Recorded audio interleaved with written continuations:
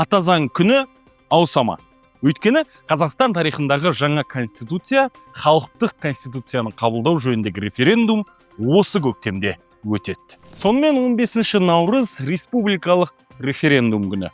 6 ай бойы айтылып, арнайы комиссия құрылып, терең талқылаудан өткен жаңа ата заңның жобасы бар.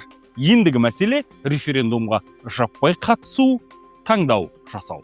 Халық сауатты, халық алғыр, халық бәрін біледі. Конституциядағы әр бапты талқылап, өз ұсыныс пікірін комиссияға жолдаған азаматтардың саны өте көп. Демек, халық бұл реформаға салғырт, бейжай қарайды деп айту жалған әңгіме. Бұл әңгімені мен неге бастап отырмын?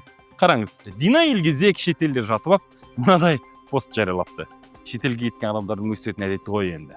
Конституцияны қолдайтындардың саны 1% депті. Бұл енді әнтек әңгіме, ажал жеткен сөз. Реформаны қолдаушылар саны апайдың айтып отырған 1%-нан әлде қайда көп.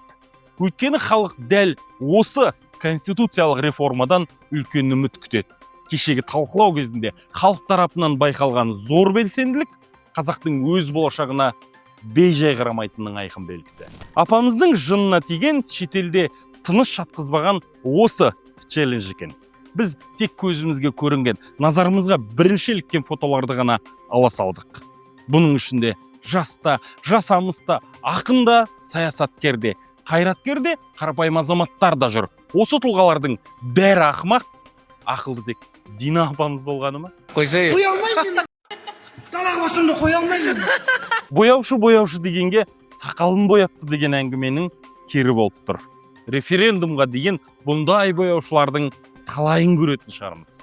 Алайда бұндай бояушылардың айтқанына еріп, айдауына жүру ұшпаққа шығаратын іс емес.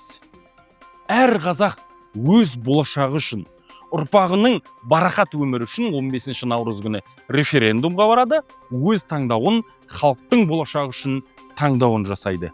Мен де барам, сен де бар. Жаңа конституция үшін.